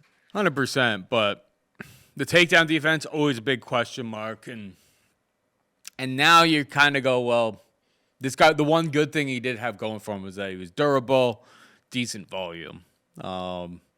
And if that's gone, then it gets even worse. Because like Radtke, when he was backing up Gilbert Urbina, landing that left hook on repeat, got 2 knockdowns. That looked pretty on point, that strike. My concern with Radtke, I guess, if he's going to employ a wrestling game plan here, is that he's giving up a lot of, like, quite a bit of size to Semelsberger. Jeremiah Wells was able to take him down 6 times. Parsons, who has like a collegiate wrestling background, was able to take him down 7 times. I don't know if you're Radtke, it's just like, well, if you really had great wrestling, you would have taken Blood Diamond down a lot more than just once over the course of that fight, not just had standing cage control. I don't know if he's going to be able to get standing cage control, everything like that. He is my pick. I'll probably have some action on him in some way, shape, or form over the course of the week. Maybe the money line. I'm scared of knockout props on a lot of the stuff these days, just the gloves. Gloves are in my head, bro. But yeah, Radtke's the pick for me, and I'm sure he'll be on something. Not like a hard play, a little bit more along the degen, a long parlay, something like that. Like Radtke will be in the mix on that type of stuff. We got Damon Blackshear taking on Cody Stamen. Blackshear minus 286 favorite. Stamen can be had for plus 230. Your thoughts on this one, buddy? I think I go with Cody Stamen as a dog or pass type situation. Plus 230 on Cody Stamen. Like, me likey. Let's talk about Damon Blackshear because he's such a big favorite. Blackshear's a BJJ black belt. He's got nice grappling. As far as his wrestling goes, he can take down most guys, but he's got problematic cardio. So you need to constantly make this man work. Once you make him work, his game falls right apart. UFC debut against Yusuf Zalal aged well because Yusuf Zalal is the man. But Damon Blackshear took him down. And then once Zalal started figuring it out, Blackshear's up 2 rounds on the judges' scorecards. And he just completely gasses and takes a beating in the 3rd round. Zalal ends up getting a 10-8. It's a draw. Fair, but he gassed. His fight with Farid Basharat, he started off okay. He also did get 1 takedown, but the longer the fight goes, his striking's not good. It's not something he can fall back on. He's going to get outpointed. He doesn't have KO power, and he can't constantly take down Farid Basharat. He tires as it goes. He drops a decision. His fight with Luan Lacerda, he gets a 2nd round knockout. He's able to get his wrestling going. Lacerda has had no success in the UFC. Blackshear is able to beat him inside the distance, inside of 2 rounds. His fight with Jose Johnson, he gets 2 quick takedowns. He ends up getting a 1st round twister submission. Damn. Well, Jose Johnson's been submitted about a dozen times, and Jose Johnson's like 6'4", so twister's going to work on him. But those are the 2 wins: a 2nd round knockout and a 1st round submission. If you can extend him, you're going to have a problem, man. Mario Batista, solid performance versus Damon Blackshear. He outstruck Batista 90-79, and he took him down 4 times. If he can put on that type of performance against Cody Stamen, there's a good chance the judges probably do give it to him. If you are a guy that likes to chase split decision props, this has got split decision written all over it. But even in that instance, he outstruck Batista and he took him down. He still lost the fight because he doesn't have a whole lot of power in his punches. So his opponents are usually landing the bigger, more eye-catching blows that are doing a little more damage. And then his last fight against Montel Jackson, he gets knocked down in 18 seconds. So I got a guy here that's essentially 2-4 in the UFC. He's got a known cardio problem. He's coming off a loss in 18 seconds. And he's absolutely live or die by the takedowns. And yet he's never taken down an opponent more than 4 times. And that fight against Mario Batista, he lost. And he's like a minus 300 favorite over Stamen. Like, I don't get it. So let's talk about Stamen. Stamen's made some money in the UFC. He's taken some tough fights. He's got a nice house. He's doing some cool things with his life. I don't think that fighting is the biggest priority of his. And for that reason, maybe he's not the most motivated. Outside of that, I think he wins this fight all day. In his career, he's fought Aljamain Sterling He's fought in Song Yadong to a fight that they robbed him for a draw. He should have won. They gave him a draw. But Aljamain Sterling, Song Yadong, Jimmy Rivera, Merab Dvalishvili, Said Nurmagomedov, right? His last fight, he took on Taylor Lapilus. He's fought really good guys. He's always stepped up to the plate. He's always said yes. His wrestling's solid. His striking, although solid, there's not a whole lot of volume. And the only real knock on him is he fights to his opponent's level. If you're no good, he'll fight you, just stand in front of you. You land one, I land one. You land one, I land one. If you're a high-level guy, he gives it a go, but because he doesn't have this devastating power or this devastating submission game, he's just primed for the taking on these split decisions. Let's go back to his Merab Dvalishvili fight. Against Dvalishvili, he actually took Merab down, and Merab went 5 for 11 on takedowns. So he gave up 5 takedowns on 11 attempts. Impressive. Of those 5 takedowns, Merab had 1 minute and 42 seconds of control time. Flip side, Cody Stamann took Merab down and had 2 minutes and 57 seconds of control time. Over 1 minute and 10 seconds more than Merab had on him. So he can wrestle with the best guys. He wrestled in college, a very athletic fighter. He's trained out of Michigan and Las Vegas, always in great shape, always solid cardio. It's that, yes, if you land 80 significant strikes, he might only land 75. If you land 60, he might only land 70. The numbers are always close. The fights are largely close. But what I'm saying is Merab struggled to take him down. Merab struggled to hold him down. Brian Kelleher wasn't able to take him down. One time, he popped right back up. Said Nurmagomedov, it's a guillotine choke right off the get-go because Cody Stamann shot himself into it. I would say when guys do take him down, they have very little success of holding him down. He's been submitted one time. It's by Nurmagomedov, Said, not related to Khabib, but all the same, pretty solid prospect in his own right. He's just one of these guys that's there and will give you rounds. And against Blackshear, I actually think Cody Stamann is a slightly better technical striker. Blackshear might be a little more wily in the first 2 rounds, but I think Stamann can hold his own in the striking. Stamann can take Blackshear down and just stay out of harm's way. Stamann could probably stuff more takedowns than not from Blackshear, cause him to work, get back up when you do get taken down, and then keep this thing 1-1 going into the third, and then win the third. It might be his last fight in the UFC. He's on a 2-fight losing streak. Sorry, he's on a 2-fight losing streak. He's getting a little bit older. Again, like I said, he's not as committed as he once was, maybe. So this one really would mean something to him. If he wants to continue his career as a professional athlete, a victory here is immense. Going back to the drawing board is not an option. And I think he does the right things, minus his P's and Q's. The line is really what's getting me to take Cody Stamann because I see passive victory for him. I think that this is going to be a very close, competitive, decision-type fight, maybe a split. And one guy's a 3-1 favorite? Like, no way. No way. So, hasn't really been the year of the underdog, truth be told. But I think this card's got some juicy ones, and Cody Stamann's one of them. Yeah, he's one of them for me as well. I suppose like the Said Nurmagomedov fight, that's a bit of a red flag because Blackshear particularly early can get some submissions going, particularly if he's able to get to the mat. Keep it at range, and I think Cody Stamann, I mean, you know, in two of his last 4 fights, yeah, I mean, knocking Eddie Wineland down at that stage in the career, that's not exactly a, you know, world-class knockdown, but I think he's got a little bit more power in his hands. He knocked down Douglas Silva de Andrade as well. He just needs enough wrestling to keep this standing and keep it competitive to cover a price of plus 230. I don't really understand. I don't know how I could ever get to Blackshear in this division in a competitive fight against a veteran who's kind of seen it all. I just don't know how I could ever get to Blackshear at this price. So clear dogger pass. I will have money on Stamann as well this week. We got Trishan Gore taking on Antonio Tricoli. Minus 189 for Trishan Gore. Tricoli, the comeback, is plus 160. Your thoughts on this one, buddy? Yeah, honestly, this is a bit of great matchmaking. You got Trishan Gore, who's, I wouldn't call him a bust. He's still only 30, but what's he got? How many pro fights? He's got 6 pro fights. He's got 6 pro fights, and he's been fighting professional for 6 years. So in 6 years, he's fought 6 times, averages 1 fight a year. He's pulled out of a lot of fights, man, most of them by injury, but he's just not very active. Him at his best gets on the Ultimate Fighter with a 2-0 record. And again, I don't want to beat a dead horse here with these same old points, but there's certain guys that should have earned their way to the UFC, maybe had more experience, had more fights. This guy's body's maybe not letting him compete as much as he'd like to, but they throw him on the Ultimate Fighter with a 2-0 record. He beats Ryder Newman, wrestler. He beats Gilbert Urbina of the Urbina family, which you're very well familiar with. And then all of a sudden you're in a final, right? He loses to Brian Battle, tough. Loses to Cody Brunridge, probably shouldn't have happened, but Brunridge, for this level, listen, we call Cody Brunridge all the time Bumridge.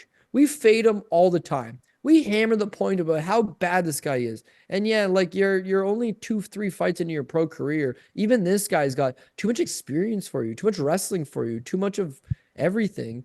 Him versus Josh Frem, he finally gets back in the win column, but he loses the first round to Josh Frem. He's getting doubled up. He looks very uncomfortable in there, and he grabs that guillotine choke. That's 2 years ago. Since then, he's pulled out of a fight with AJ Dobson and Bo Nickel. He's still only got his 6 pro fights, 4-2 pro record, hasn't fought in 2 years. I just don't know what version I'm getting. He's probably not healthy. I think we can all assume that. But how unhealthy is he? What kind of injury has been plaguing him? Is he going to be able to go out there and be explosive?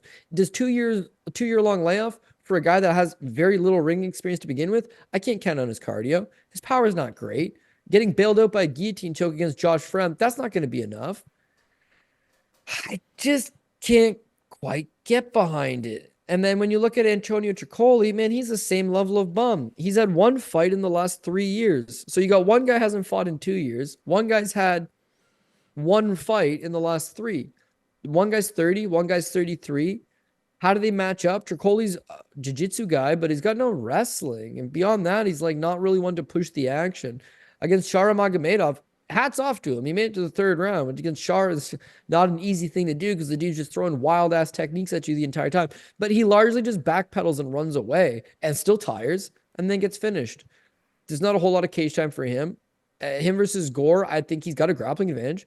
I think he's got a cardio advantage. I don't think he's got the striking advantage or the power advantage. But again, where's this fight going to take place? Gore landing one and done shots and then moving around, or can Tricoli really force his hand, weigh on him, lean on him, get this fight to the ground, and then capitalize? I would love to dog or pass. I really would. But I don't know. Maybe I'm forcing this one. Gore's a better athlete. Gore had higher upside. Tricoli looks just like a jobber to the stars. They brought him in to fight Oven St. Preux. He pulled out. They rebooked him against Umar C, which would have been a death match. He pulled out. They booked him against Ikram Aliskarov. And then Ikram, they moved to the Robert Whittaker fight. So they were like, oh, dude, we're so sorry. Why don't you fight Shara Magomedov instead? He's just being brought in to get his ass kicked. Because let's face it, his only other win was on the Contender Series in 2019. He fights Kenneth Berg.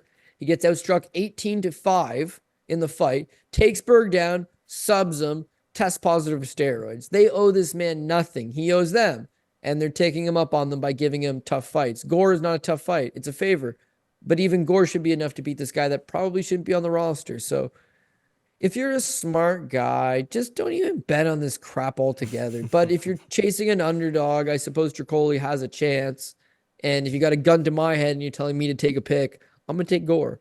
All of it is a recipe for greasiness. You don't want no part in that crap. So I'll take Gore, but it's so narrative based. Hopefully he's done some good stuff with his time off. Like, hopefully what? You know, the guy's fought 6 times in 6 years, and Tricoli's fought once in the last 5. Like, it's ridiculous. So, twice in the last 5. Sorry, Tricoli's fought twice in the last 5 years. The other guy's fought once in the last 2. Yeah, garbage ball. It's hard to feel any sort of confidence whatsoever. But yeah. Tricoli strikes me as the kind of guy that I don't think I'll ever bet in the UFC. I'm really hard pressed. I mean, if I'm not going to bet him against Sean Gore, who would I bet him against? Yeah, nobody. That's why it's good matchmaking. It's quite literally the two worst guys on the roster, right? Probably. And then both of them have been super inactive. Yeah. And it's like, you know what? Let's just throw this on the very first fight of a sorry. It's actually the second fight. We'll talk about the worst fight in a minute here. It shouldn't even be on this crap. And that's what I don't get. It's fight night 100. You couldn't do something cool. I know what you're saying. Oh, well, it was supposed to have Cody Garbrandt, Miles John. Yeah, fact. Would have been but it better. wasn't supposed. Wasn't No, it wouldn't have. It wouldn't have, because Neil Magny, Carlos Prates was on next week's 309 card. Once they lost Garbrandt, they were like, we don't even have a headliner. So they retracted Prates versus Magny, which was a 3-round regular ass fight on a pay-per-view and then inserted that as a fight night headliner. Topology says Karolina Kowalkiewicz, Denise Gomes is the second fight. Ricky Turcios, Bernardo Sopaj. It's garbage. If I was arranging it, yes, main event, Prates versus Magny. People love Prates. Magny's tenured. The fight night main event. Jared Meerschaert versus Reiner Derriere. I like that fight. I'm a hardcore, whatever. I like that fight. Third fight, Stamen versus Blackshear. It's a good fight, man. It's a good fight between two good guys. And then what? Zaleski, because he's a tenured guy with an exciting fight style. But nah, it's just an ensemble of let's just put a bunch of junk. And that's why I said at the top of the show, the prelims look better than the main card because at least there's guys in the prelims you're excited for. The main card, unless they change the order, features two women's MMA bouts between two girls that could conceivably retire in the next fight or two. So I don't know. Listen, I love to complain. You know what I mean? You watch the show, we love to complain. But it's more so just this is fight day 100. Why not do something cool with it? They don't care. They don't care. They're like, hey, we got a pay-per-view next week. We had a cool little show in Edmonton. Edmonton was also a fight night. They're both fight nights. Edmonton's main event features a former world champion. Edmonton's co-main event features a former world champion. And then a bunch of fun fights. This, it's like, hopefully Prates is a good prospect, although he's smoking cigs. Reiner Derriere is a cool little signing, but he's 34 years old. Who else is decent here? Oof. Yeah, nobody. The best prospect would be Mansur Abdul-Malik, but he's still a few years away from showing off the best version of himself. You're saying Sopaj, maybe. I got to see how he comes back from that beating, but there's very little actual prospects. There's very little high-level, ranked fighters. And it's their fight night card. So I don't care. I'd watch Bellator. I'd watch PFL. I'd watch XMMA or LFA, or we're shooting this on Wednesday. Invicta FC, baby. I'm pumped for that card. I actually really am. But yeah, by UFC standards, it's like this is essentially UFC Dana White's Contender Series plus. Yeah, 100%. I think the best bet is like the under 2.5 rounds. I know that, finishes are definitely low these days, but like Gore went out there, got finished by Bumdidge. That's a big red flag. There is a scenario where like maybe Gore tries to like utilize his wrestling and then realizes that he's considerably outmatched in the grappling department by Tricoli. There's an outcome where maybe Gore has has a lot more power than Tricoli was expecting. Like Tricoli was getting lit up by Shera, but Shera wasn't landing any sort of, spinning back elbows, double spinning back elbows or anything like that. I feel like rather than a side, I'm more interested in betting for somebody to get a finish, in the first 12 and a half minutes of this fight. But yeah, I mean, not overly confident, but I'd prefer to do that than actually make a wager on either of those two bumps, to be perfectly honest. And finally, we got Melissa Mullins taking on Claudia Saigula. Mullins, your former baby? Still your baby? I guess we'll find out. Minus 233 favorite. Claudia can be had for plus 195. Your thoughts on this one? Yeah, Melissa Mullins was my baby, but Melissa Dixon, which I think she changed her name to, dead to me. Oh man, god damn, Paul, what an absolute wreck that was. Mullins is big, she's strong, she's physical, she gets you to the ground and she's able to establish top control. She'll go to work from that position. Very solid ground and pound, very, very physically strong, and just doesn't give you a whole lot of space to operate with. Problem is that standing, she's a defensive liability, just takes way too much damage. You remember her fight where this is Daria Zaskalenikova on Aries FC9. She takes a absolute beating standing and then finally is able to trip up her opponent and get on top, and then that's where she goes to work. But in her UFC debut against Nora Cornoli, she misses weight. She's a minus 360 favorite, misses weight, and then just looks so out of it. Like on their feet, she's slow. She does not want to get hit. She's very I wouldn't say worried about it. It's a fist fight. Nobody really wants to get hit as much as like she's second doubting herself. Like, oh no. Cornoli's fairly big. Cornoli's got some Muay Thai credentials. Cornoli puts a knee to her body, which is a rudimentary thing to do, Everybody's landing knees to the body. It's an MMA fight. I went to a pro practice the other day, and there's a full 45 minutes of these are the positions that you're going to go to knee the guy in the body. It's just a weapon. She gets folded right away. And now it's someone takes a lot of damage, second guessing herself, very uncomfortable standing, can't take any damage. What's there to get behind, right? But this Claudia Saigula, oh my God. So Melissa Mullins is at least initially booked to take on Montserrat Rendon. Rendon pulls off.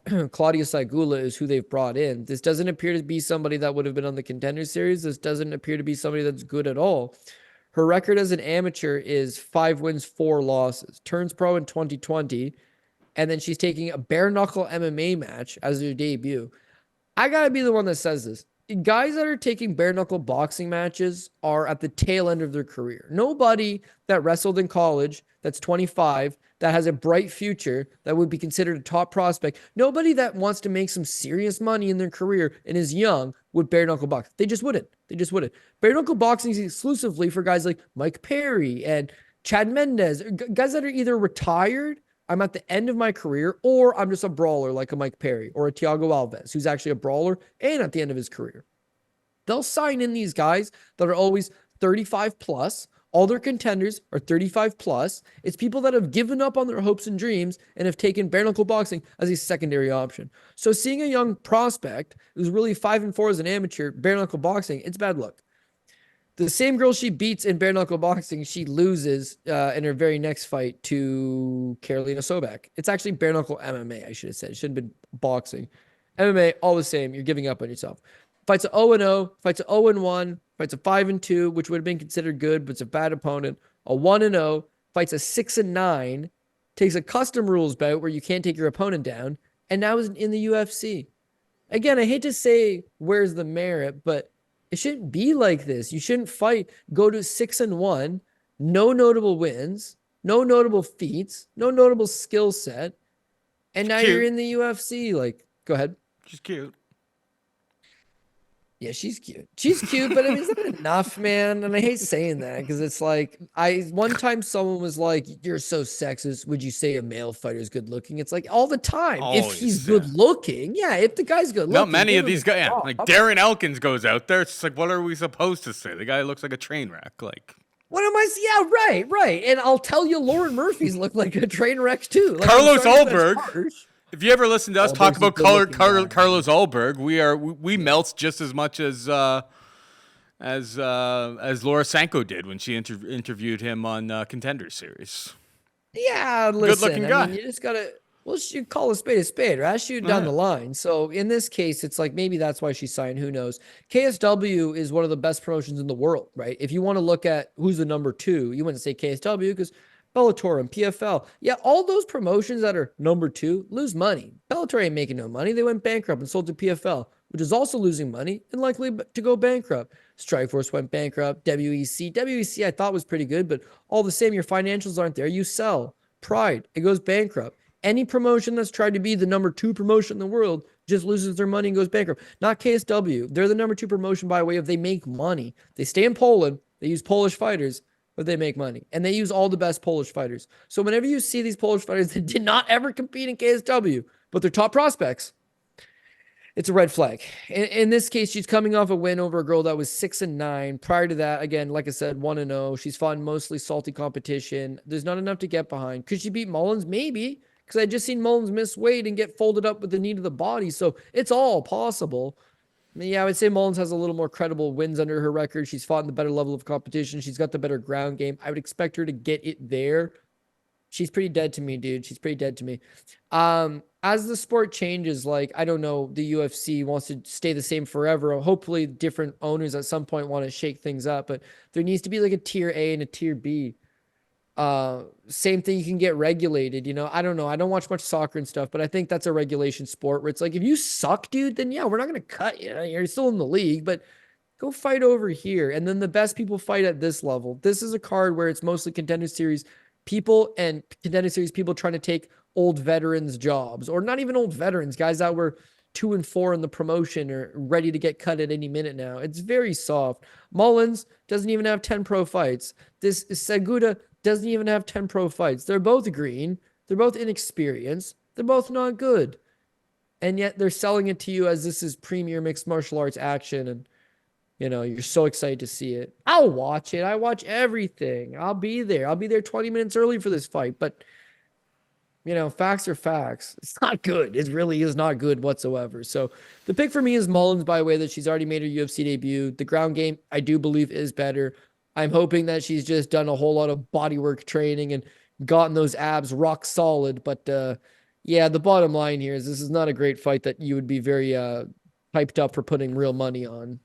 Yeah, I mean, I watched some of that fight for Segula against Yua Pietroska or whatever, the kickboxer. It was like an MMA. It was like basically just like a kickboxing match with like MMA gloves, essentially, right? It wasn't great, but I came away from that more kind of being like, my God, like this Tigress, whatever. Like she's like 16-1 in kickboxing coming into it. I'm just like, who did this woman fight? Because it's just like it immediately, like from the opening bell, I was just like, if this person is like 15-0 coming into this fight, we got, big problems all the way around. She's shown some grappling abilities in a couple of her other fights. I can't recall exactly which one. Oh, it was against this Maxim or whatever. But that Maxim fighter is like 2-6 now. Like we're talking really, really low level regional scene. So how is that going to translate to this fight? I have no idea. If you put a gun to my head after seeing Mullins, Dixon, I'm not sure. Her Instagram says Mullins. Her Twitter says Dixon. She hasn't used the Twitter since 2023. Instagram she's used more recently. I don't know. Make up your mind. Make everything a little bit consistent. Either way, yeah, I mean, her getting dropped against Cornhole, I just feel like I'd be pretty hard pressed to lay minus 233, probably against anybody after seeing that. That's I mean, Cornhole's obviously a step up in competition from what she should be expecting. Like they're bringing in Segula in theory, I suppose, to like, hey, if you can't beat this girl, then you don't belong on the roster. Yeah, it's a CF DOP. It's a Pat Mayo special, but it's actually not a Pat Mayo special. Pat Mayo special is when you actually follow through and bet with it. CF DOP, chick fight, dog or pass. I'm passing from a betting perspective. I had no intention of like starting out the card in a bad move because like, why did you bet that? You're a moron. Not doing it, but I'll pick Segula, I suppose, for whatever that's worth. All right, we're just about out of time, Cody. But before we go, hit him with the PRP. Yeah, first fight of the night, we've actually been on a little bit of a run, but a lot of the times it's like, oh my God. So last week we got Horth, right? I don't know how you felt about that one. I thought she won, but I mean, like, oh I didn't. my I thought she should have God, lost. oh my God. And then the week before we had Renat Fakhretdinov, who 100% did not win. And the judges have been very kind to us. So I'm hoping Mullins goes out and does the same thing. In terms of the PRP this week, we're going to go with Carlos Prates. We're going to go with Ricky Turcios, dog number 1. Denise Gomes, Reiner de Reer, Gillian Robertson, Mansur, Abdul-Malik, Charlie Radtke, Cody Stamen's going to be dog number 2, Melissa Mullins, Gaston Bolanos, dog number 3. I'll take Tricoli, but my God, man, my God. And then, yeah, Zaleski dos Santos. So that order I just read was probably pretty off. Tapology order is also off. The UFC fight stats order is also off. They're all different. I went from ESPN. And that I think like that after the Johns fight dropped off, and the ESPN and the UFC stats match up with the order that I was in here. I don't go to Tapology anymore because they'll update like the order like on fight day, but that's when I always end up in a pickle. But who knows? I mean, this is the order right now. They could change that. Okay, well then Paul's order: tomorrow.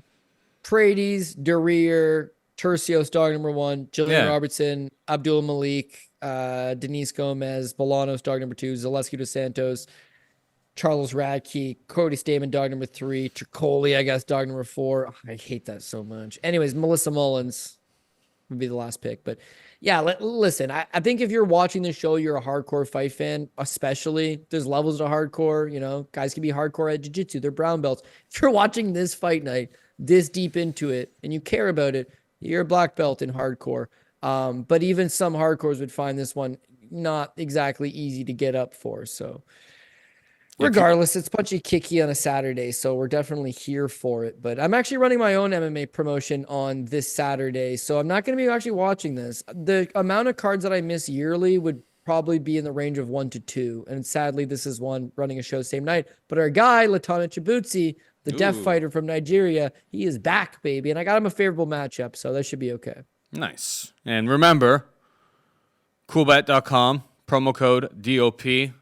100% match up to $200 on your first deposit. Have to roll over that $200 3 times, which is very, very generous in the world of rollovers and deposit bonuses at sportsbooks. Join the team. Stay cool, as they say over at Cool Bets. But that is it for us this week.